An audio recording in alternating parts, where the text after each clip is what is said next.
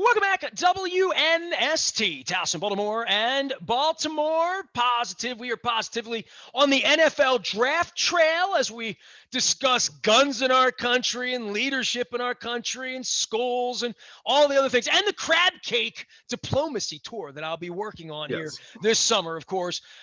We're going to talk some football right now, and something that, you talk about all the awful, weird things that have happened in Baltimore sports history. I would say, I've said this to Ernie Accorsi, and I will say this to my dear friend Jason Cole, who will be our next guest.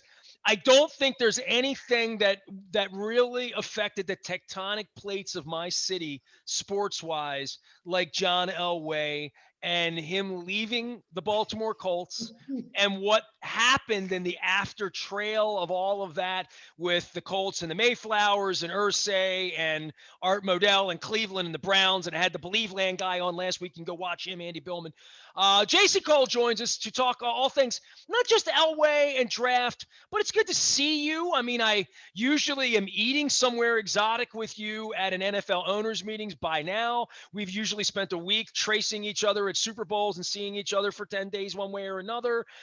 We didn't see anybody last year during the season. So it's good to see you and it's good to be seen. How are you, my friend? I am great. Good to see you as well. Elway, like wrapping the whole thing up that Elway is the cause of the team moving. I'll take exception to this. Like, it didn't help. And I get that if Elway had decided to come to Baltimore, if there might have been saving it. There might have been saving it. There might. But it worked out great, dude. I'm not crying spilled. I did all of that. I did all that back in the 90s. I would just say that there is this one name that everybody seems to forget whenever Elway comes up. And that's the reason that Elway, or one of the main reasons why Elway didn't play for the Colts, was Bobby Irsay. Okay, it's not the city of Baltimore, right? And I know everybody thought that that's what Elway was doing. It was Bobby Irsay, the owner. And it was Bobby Irsay, the owner, who not only couldn't win football games and run a good organization, but also couldn't get along with the city of Baltimore and find a way to get a new stadium built and all those other things. And that's the biggest problem. But I know Elway is still the whipping boy. No. Jason, I'm 30 years into doing sports radio here. I have not taken, when I began my career, Elway was very much still prime, had never won. I was there when he won the first one. I was there when he won the second one.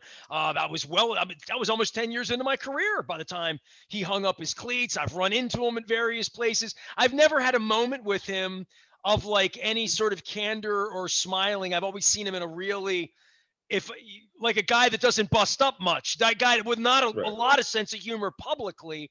But I would say from here, no, I don't sense any villain in him anymore, other than I did find my ticket stub and my program from the Elway Sucks game.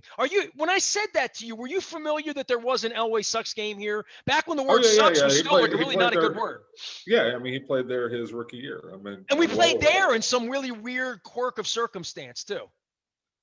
Well, you played there in the preseason in the following 2 years, which actually has something to do with the trade. Okay, if you ever get a chance to read the book and read about the trade, it's fascinating, because one of the critical parts of making the trade happen was, and this is really odd, is that the Colts ended up playing preseason games in Denver in both 1984 and 1985, or 1985 and 1986. And what that was is that was part of the negotiation between Irsay and the owner of the Broncos at the time, who was Edgar Kaiser, is that Irsay wanted the money so bad that he loved the idea of going to Denver for 2 games, because Denver always sold out every game, including the preseason games. So he had the big gate. He had a big gate, and so Irsay was like, I want 2 preseason games. Like, Kaiser's like, okay, I'm going to have to pay the money to somebody anyways. It might as well be you. Man, he sold air conditioners, didn't he, Bob? Old Tiger Bob, huh? It was air conditioning and plumbing, if I remember. He went into the pipes of the Broncos and pulled out preseason money back in '83 when nobody could figure out. It's this great scene. It is this fabulous scene after Kaiser. basically over the phone, Kaiser and Irsay are negotiating over the phone. Ernie was out of it, right? Like I've talked to Ernie about this a lot. Ernie was done. Ernie got the call and said, "I dealt Elway." Right. Ernie had nothing to do with this. Well, Ernie has said he would never have dealt him because he would have signed him and he would have come. He wasn't going to play baseball in Oneonta. And I guess this is where it brings your book in, right? I mean, you've written this incredible story on Elway that would have a lot of these answers, right, Jay? Oh, it has all the answers to it. It tells you the exact story. But the bottom line is, in the days after the draft, Irsay couldn't get deals done with anybody else.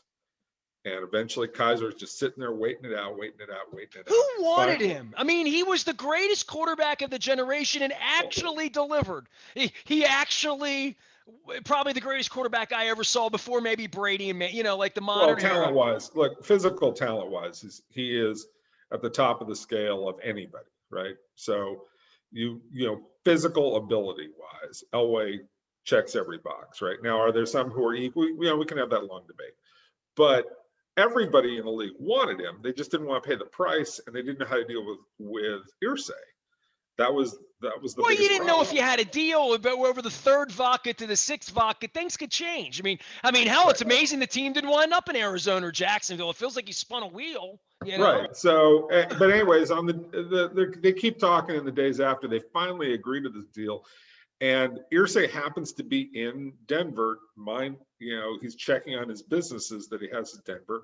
He's there with his attorney, Mike Chernoff, and they're staying in a Marriott hotel. And basically, the general manager of the Broncos and the lead attorney, a guy named Hein Paulus, those two guys meet with Chernoff and Irsay to finalize the last bits of the deal. They're at a diner inside of the Marriott Hotel in Denver, and people are having pancakes and waffles and omelets and all this other stuff around them as they're talking about making this gigantic trade for John Elway and sorting out the details of the trade. That would change both cities, right? I mean, really, absolutely, it sealed the fate for Baltimore in many, many ways. It was the end. Right. And the beginning of Indianapolis, right? What would be that?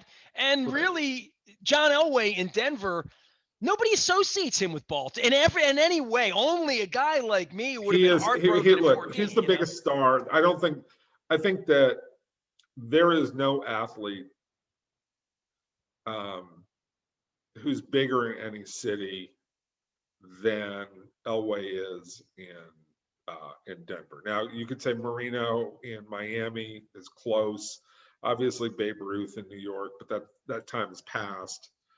But for the last 30 years, almost 40 years now, Elway's the biggest thing sports-wise that's ever happened in the city of Denver. And he brought them their first real glory in terms of championships and put them on the map. So, yeah, he's been involved in everything, right? Like from the Rockies being in and the hockey and the basketball team moving downtown and I saw Springsteen there on a snowy night. It was magic in Denver about 5-6 years ago.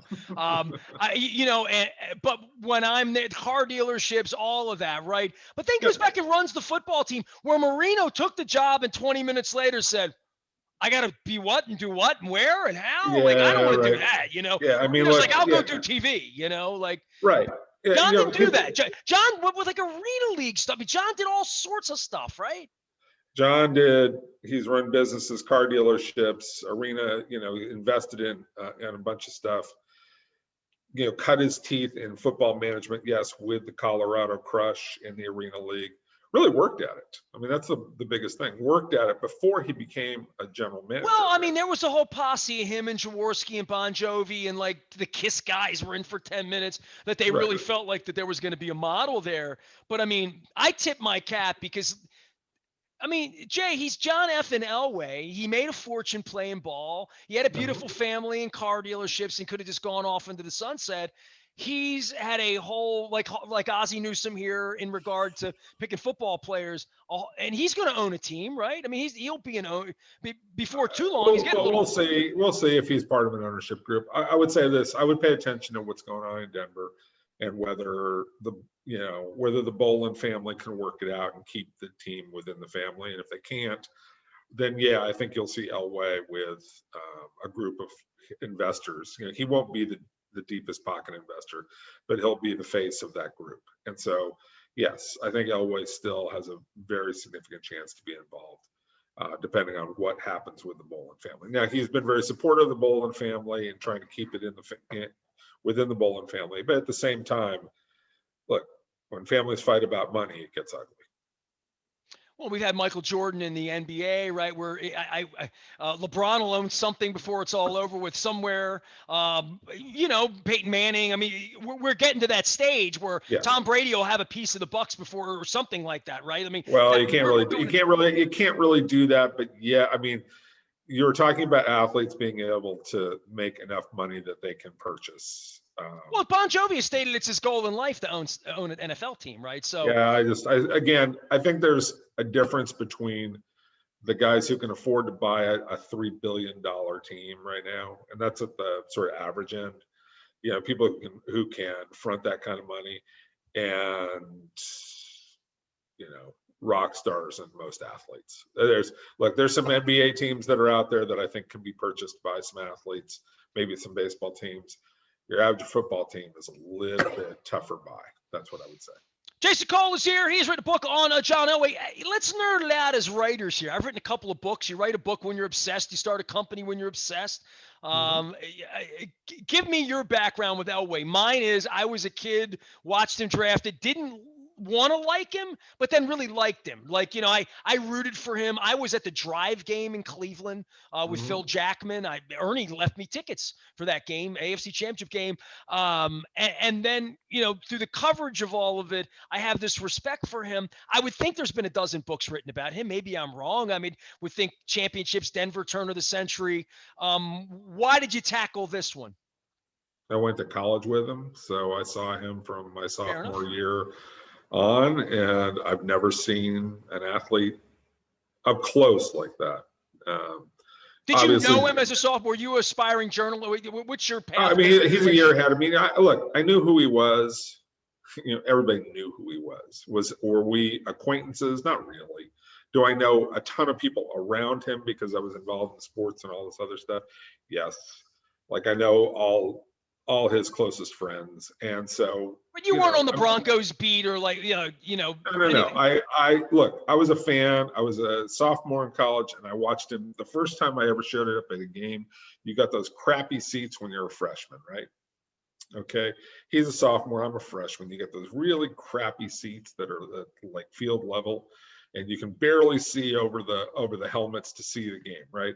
Well, we're down. You're not there to watch the game. You're there to watch the girls. What are you doing? You're in Palo Alto. I understand. Well, because I kind of took in a little bit of the game.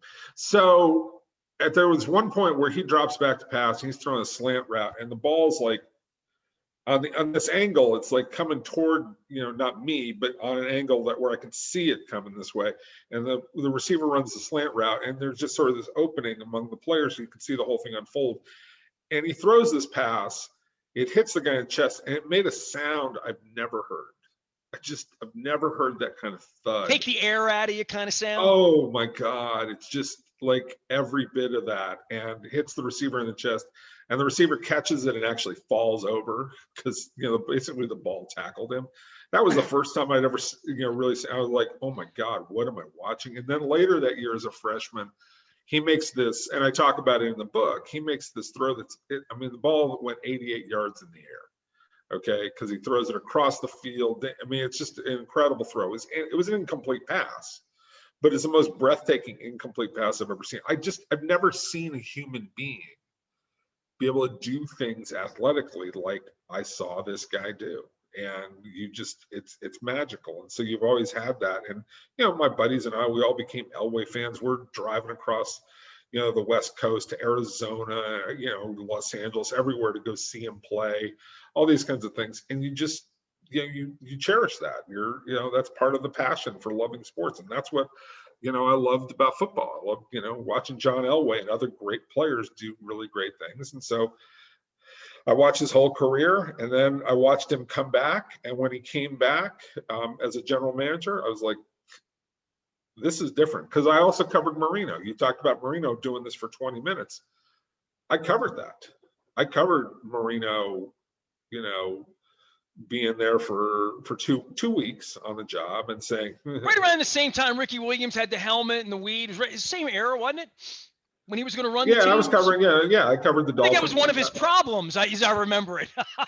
Yeah, I mean, look, there was, Ricky was there. The Dolphins were just in, terrible shape, and Wayne Huizenga, the owner at the time, said, let me bring Marino in. Maybe he can help. Marino spent 2 weeks. I still remember Marino's first day on the job in Mobile, Alabama at the Senior Bowl, and his reaction to sitting on this cold aluminum bench at this, at this high school field. He was miserable. At least the oysters were good. You got to admit that. The oysters were great. What? The oysters were great. The oysters were great. Yeah. Mobile's great. But Dan didn't enjoy it, and and I don't blame him. Like, I don't blame him for not wanting to work that hard. Well, that's what I'm saying about Elway. That's what I'm saying about Peyton Manning right now, who's good at TV commercials, and how Tony Romo has been good. For any of these guys in the aftermath, I mean, I don't know what I've seen Tom Brady's wife and his goals and his TV, but like finding something to do after you do this, and then finding a way to master it and win and tell every Jason Cole who doubted you when you were 54, whatever he was when he took the gig, and said, I'm going to show you, and then go hire Peyton Manning and figure out a way to, I mean, if they did write a book 20 years ago, well, yours is more updated, because this last 20 years has been as sensational as the drive and all of that, right? Right. The drive to be that great in the second part of your career is the really interesting part to me. Like, that's how well do you know him? I mean, did you give everybody your background? Let me ask you, I've never asked you, like, when's the first team you covered and what era? And give me that, because I don't even know when you came into my life. I feel like I've known you 20 years. But well, 92. Well, in terms of the NFL, I started covering the Dolphins in 92. So I've been 30 years at this, covering pro football. Were you at the Dolphins-Saints game in Baltimore, the preseason game? Were you at that crazy game? Oh, before they got the team. Yeah, I was at that game. Yeah, at the old stadium. Yeah, that was a night. Oh yeah, that told me everything I needed to know about why football didn't survive in Baltimore, because being in Old Memorial Stadium, the old Horseshoe. Everyone was drunk. I mean, they gave Mackey the ring that night. When you said you covered the 93 Dolphins, I'm like, Shula, you were a part of that. But so you were somewhere much further away from Elway, but then you're in the industry, and then he won a Super Bowl in that stadium, right? I was down there for that. That during the course of this, the access to him and being able to tell his story and the people around him as a writer, this is sort of a career work for you, really, in a lot of ways. In a lot of ways, it's a life/career work. And I put a lot of effort. It took me 4 or 5 years to put this whole thing together. So it was really a labor of love to do that book. Well, I'm glad I had you on at least talk about that. And, we're getting up on the draft. It's a good time to sell books. Father's Day, for everybody that loves or hates or wants to respect John Elway, go get it. The Ravens, and then I want to get to food, because, I mean, you love to eat. I love to eat. You've given me some great, recommendations over the years. The Liars Luncheon was earlier this week. Eric Costa and Harbaugh are getting peppered with the wide receiver question, right? And at some point, they're going to have to give the quarterback a lot of money. That's going to affect the cap. We'll see how that goes with media and all that. But boy, the Ravens are in the middle of all of this, and they wear like a little bit of a chip about it now, where they haven't won recently. Eric hasn't won as a GM. John's got a new system. Roman. Eric has been GM for what, 3 years? 4 years? But he wants to win. He needs to win for it to ever count. The other 2 rings don't matter anymore. And I think it's that way for everybody in the building, right? But I get that. And I always think, okay, I get the sort of standard that the Ravens have set, which is a great thing, that they feel like they should be in that hunt for a Super Bowl every year. And I get it. And I respect that. But I would also look at the Ravens are a really well-run organization from the fact that they're consistently competitive, right? In a league where it's hard to maintain that. And I would always say this about their decision to take Lamar Jackson and to go with that, because it's a different style of football. They're all in on trying to make that work. Like And when I say all in, it was like, it wasn't just a decision by, Ozzie at the end to say, well, let's recommend this kid, and then DaCosta going along with it. It was, okay, we're going to take this kid. We're going to get the right kind of offensive coordinator. We're going to get the right kind of tools around him. We're going to play the right kind of offense. We're going to do this, this, this, and this. We're going to make it align so we can take advantage of his talents as best as possible, while hoping he makes this transition to being a more pocket style quarterback, if that makes sense, more. That's where we are right now. This is the pivot right here, right? Where the legs are going to start to go, the price is going to go up, and the efficiency has to follow, right? Look, I love watching Lamar Jackson play. At the same time, how defenses play him. We're going to take away the run, and we're going to force you in. We're going to, at some point in time, force you into a critical throwing situation, and we're going to test, can you do it? Is that a 2nd and 10? Is it a 3rd and 8? Is it a 3rd and 12? And sometimes he makes those throws, and sometimes he doesn't. And but when they're winning 23-6, he never has to make that throw. Correct. You only get tested when you're losing 21-6 in the 3rd quarter and things have gone wrong. Right. And And see, these are the critical moments to separate championship players. Okay. And I'm not saying that, I think that, Lamar Jackson has done everything in the world. He is not only a physical freak, but he works incredibly hard at his craft. Okay. You can see that. You can see the effort that he's put into. You can see how smart he is as a player. But there is one part of his ability that he hasn't figured out. And I think if anybody's going to figure it out, he will, because he's going to work so hard at it. But that doesn't mean that he can't. And there's a difference there. And that's the hard part that the Ravens have to figure out, because they're going to have to invest a lot of money in this guy, 30, 35, $40 million a year in this guy, right? And the one thing is that he is a loose arm thrower who is not very exact when it comes to a critical play. And you saw that, okay, in Buffalo, okay, you saw it. And you saw that when you play better defenses that can take away the edges from him and, force him into some long yardage situations, that it gets tougher for him, okay? Is he going to solve that? That's the most important question. Now, if I'm them, I'm probably betting that he's going to solve it. But I'm telling you, it's really, really, really hard, because fixing a throwing motion and becoming accurate, okay, are the hardest things forever for a quarterback to do. I will always put it this way. Tiger Woods spent an entire year of his career, early in his career, an entire year, for the greatest physical golfer, physically gifted golfer of all time, spent an entire year working on his golf stroke, to, his drive, okay, to make sure that it was perfect, and that he had to change it. He's like 21 years old at the time. He did that an entire year. And he doesn't get hit for a living. Okay. He just has to stand there and do that. It took a year, and it was hard. Can Lamar Jackson do that in a sport where there are lots of dudes chasing him, trying to hurt him? That's hard.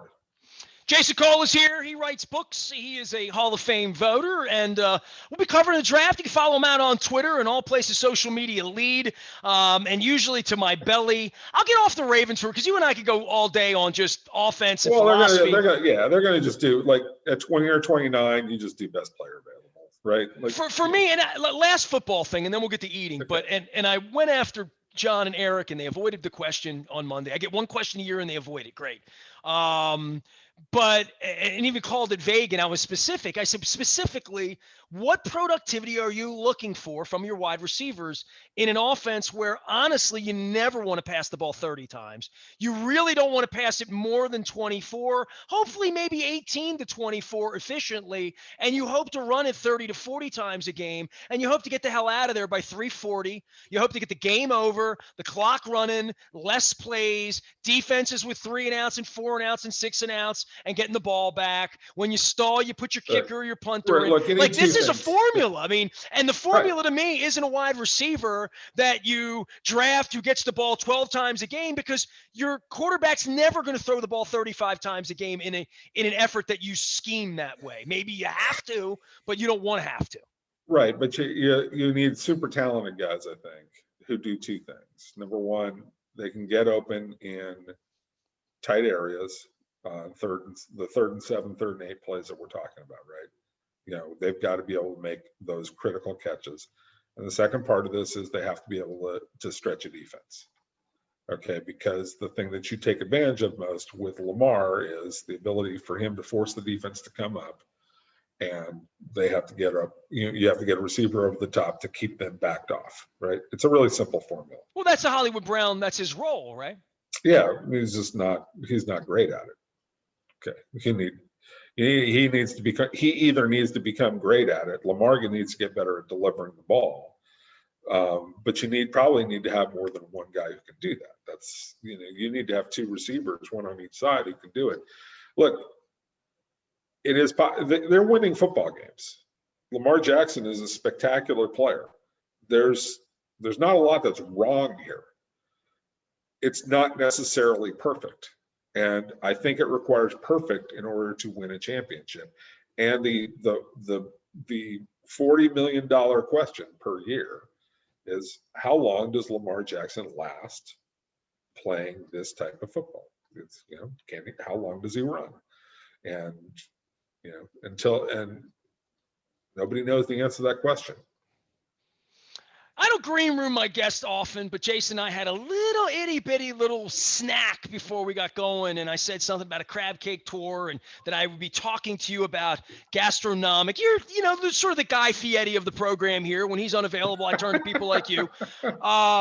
And, I eat a lot for a skinny guy, and I talk a lot about food. We got a brand new partnership with Wise Markets. We're talking about organic foods, doing a lot of stuff. I still eat a lot of pizza and I swallowed a lot of aggression at Pizza John's. So I've got a lot of great sponsors. State Fair is a place I would definitely take you, get you some Brussels sprouts over there and fix you up. But every place in this city, and you know this because you've been a tourist here many, many times, talks about crab cakes, and a guy like you would get off a plane and say, I'm going to have a crab cake. And I said to you, I'm doing a crab cake tour. And you're like, and you said to me exactly what you said. Say it again. You're starting your fadelies, right? Starting to fade. And you know what? Because my crab cake tour is legitimate, right? I am starting at Fadley's. So we're starting at Fadley's and Costas. Those are our 2 sort of enduring crab sponsors that we've had here. They ship crab and crab cakes to you, to anyone, anywhere in the world. Love them both. Nancy Devine, we're going to make a big crab cake with her, and we're going to do dinner over Costas. That's coming in about 3 weeks. Early May, we're doing that. And then every Friday, for the rest of my life, literally, I'm going to have a crab cake somewhere. It's going to be part of like live shows, what we're going to do. It's my 30th anniversary. So there's a lot of things going on. State Fair is going to be part of that. And I started to think about this more, and I had a really long chat this week with Don Moeller in the Recon about this. I've did 30 ballparks in 30 days. I love traveling the world. I've been all over the place. And because of the local part of this, I got my first shot last week. I've decided that I am going to feature crab cakes. And in the month of August, this is kind of new. I haven't told anybody this yet, that it's there now. The month of August, we're going to do 30 crab cakes in 30 days across the state of Maryland. So we're going to start in Ocean City. We're going to make our way out to Deep Creek Lake in Oakland. I have never been to Deep Creek Lake, never been to Oakland. So there's a lot of things I've never done. I've never zip lined. I've never fly fished. I've never gone deep sea fishing in Ocean City. I've never crabbed on the Eastern Shore of Crab before. So we're going to do all of these things on a day-by-day basis in sort of a Fieri Bourdain kind of way in my own home state. And I'm going to have a guest every day, local people. There's going to be different recipes all along the way. But the one thing it's going to have in common is every crab's going to come out of the Chesapeake Bay during that month, because we had Trump came in last year and locked out Venezuelans primarily from picking crabs. Robotics can't pick crabs. Only humans pick crabs. It's just the way it works. And they come out of female crabs, and we're going to teach people about oysters and the harvesting and the grasses that spawn This life. really is going to be Anthony Bourdain does Maryland. I'm doing this. There's a Blackwater refuge on the Eastern Shore with birds I've never seen. There's just stuff in this state that I've never experienced. I'm 52. I've been all over the world. Now it's time to do this here this summer to stimulate local business. Baltimore Positive, you know what we're doing. I Right. need to like hear some things when you think of Baltimore, you come here, you know, a guy like me, you've sent me places. Give me a little Baltimore travel log for Jason Cole, other than Fadley's, which is not a, it's a pretty good place to start.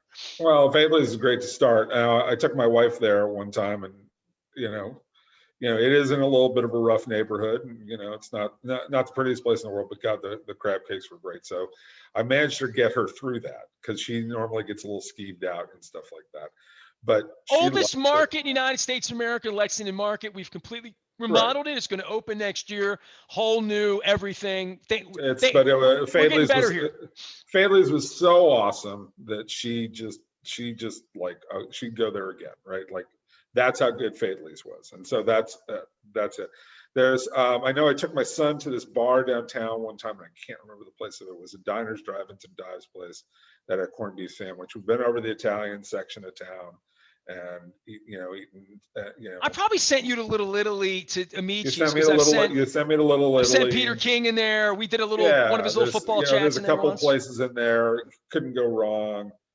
They just, And by the way, I got to give a plug for Amici's. They just opened the alleyway behind to do al fresco dining. The Amici's has been there 30 years. I mean, they've been as long as my career. We're about 6 months apart. They began in 91. I began in 92. And they're dearest friends of mine. I know you probably met Scott. are they related to Spelled different. Amicci. oh, Amici's like I'm okay, like that's right. That's friends. right. Now, I Alan forgot about Amici that. did have Amici's here, which was a legitimate diner experience back in the 60s that I did not participate in, but you're not mixing and mingling. And of course, Gino Marchetti Mhm. owned Gino's, the Gino's Giant, which was the Kentucky Fried Chicken fast food chain in Baltimore. Kentucky Fried Chicken was only served at Gino's with a Gino's hamburger, and they revived that brand here, not successfully, in Towson about 10 years ago. So there's a little fast food history for you. There's also the chipped beef place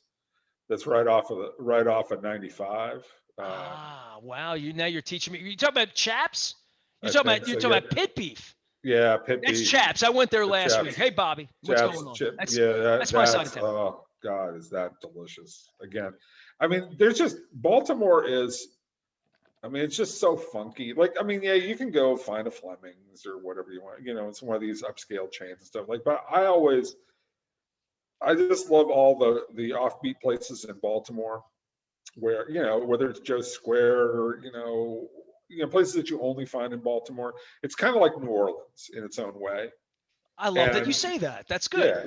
yeah, and I mean, the weather's obviously different, but port towns, where it's crab, seafood, oysters, same kind of vibe, where it's really unique places that really do unique stuff, and places that you can't recreate necessarily somewhere else because you can't get the ingredients in fast enough or fresh enough to maintain it. Okay. Yeah. I mean, I can order Fadley's or I can order a lot of stuff that gets delivered here, but I can't open a Fadley's in Florida.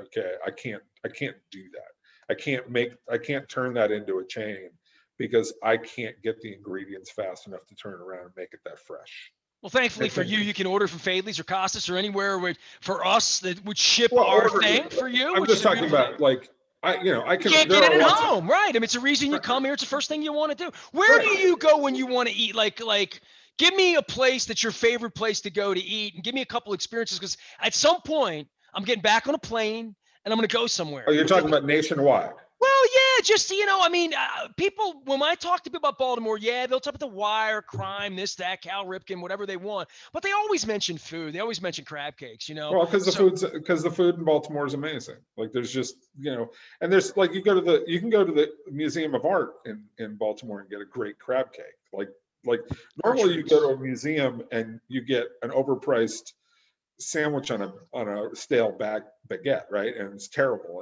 But you go to the Museum of Fine Art or whatever they call it in Baltimore, and you're getting an elegant crab cake, right? It's a little pricey compared to some of the other ones, but it's the museum and it's elegant and it's fun, right? So Like that is what I love about Baltimore, just walking around different places. And again, it's a funky kind of atmosphere where you can find really unique places. You just told me that you've been at Memorial Stadium in 1993 for the game we would remember as the Yep. Give Baltimore the Ball game, where they marched Glazer and Boogie Wineglass and all these guys around trying to get them to buy a football team here. But the museum you're talking about is in the Johns Hopkins area, which Yep. isn't downtown. There's Fells Point, there's Canton, there's Federal Hill by me. I mean, I love Baltimore, and that's why I'm doing Baltimore Positive. So I love when I can bring a guy on like you who has traveled the world a little bit and doesn't say, oh, man, Ravens, I got to go in for a Ravens-Chiefs game. I wish the game were in Kansas City. So do I, by the way. By the way, we get a 17th game this year with the Rams,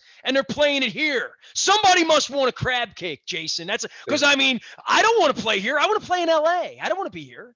Not in January. Or December. By the way, a schedule comes out next week. Our first trip ever, Vegas. We play in Vegas this year. So everybody's all. Oh yeah, well, I mean, that's what, Vegas is the number one trip in the league now. Everybody's fan base, and you heard this 2 years ago when they finalized it, or 3 years ago when they finalized it. Every single executive from every team is like, this is going to be great because everybody in our fan base is calling saying, when do we play in Vegas and how do we get tickets and how do we set it up?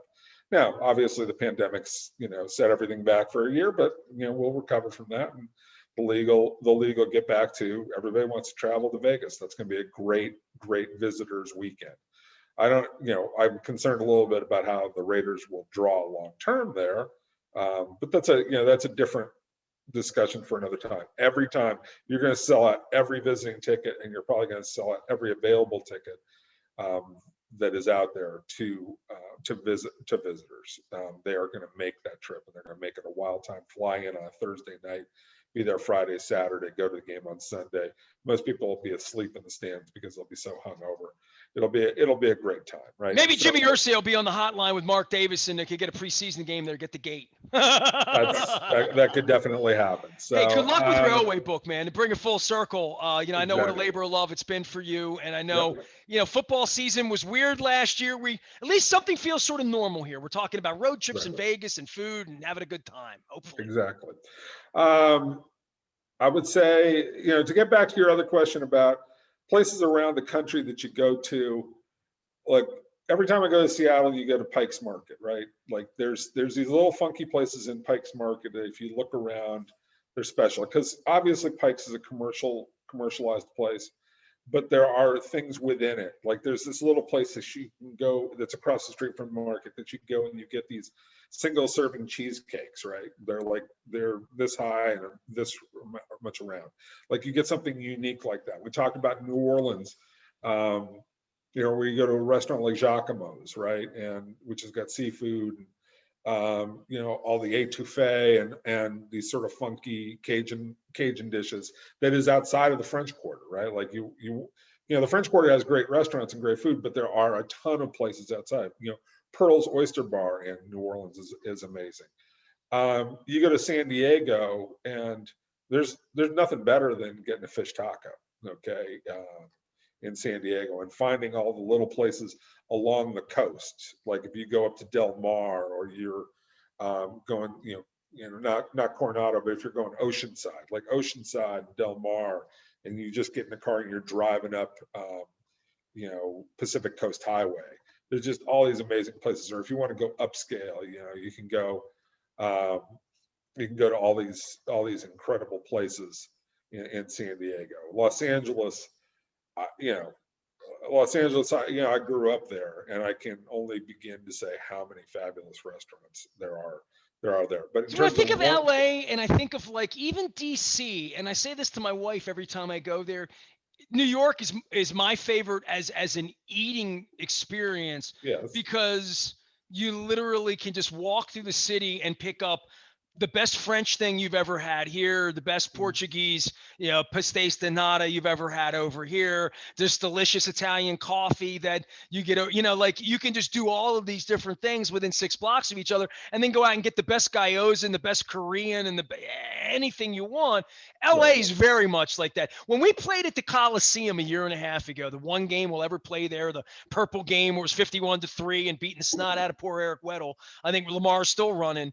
I went to Koreatown before that and went nuts with wings and with Bingsu before the game and it was the best I had outside of Seoul for sure.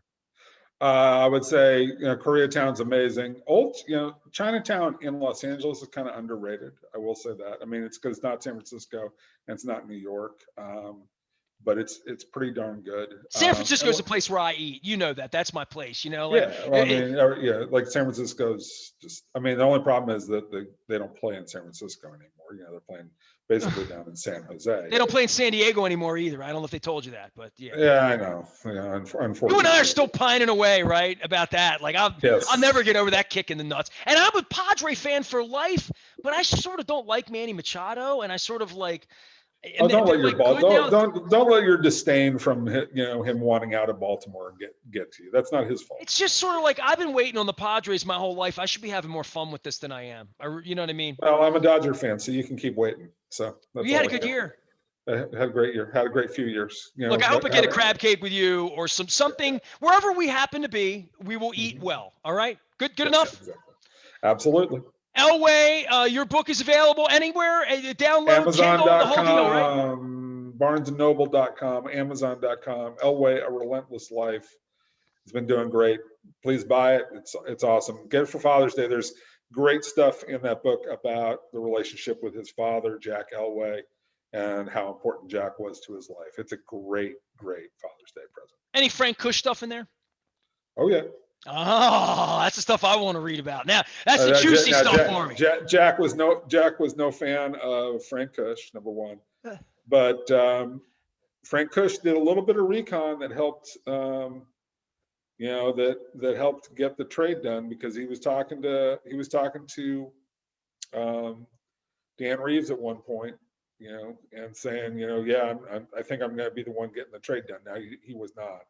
Kush was never really part of getting the trade done, but he did find out, at least he relayed to Reeves that he liked Chris Hinton a lot, who Denver traded and made part of who Denver drafted and then made part of the trade for Elway.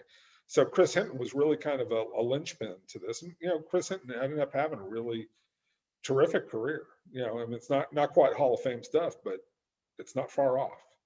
And if he hadn't been part of that trade, he might be considered an even better player because he would not be associated with the Elway trade. But Chris Hinton was kind of a linchpin to making that happen.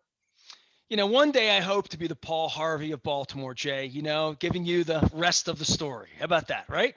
Well, you read the Elway book and you will have the rest of the story about everything Baltimore and why so badly Pete Rozelle looked at Marvin Demoff at one point and said, I want Elway in the NFL.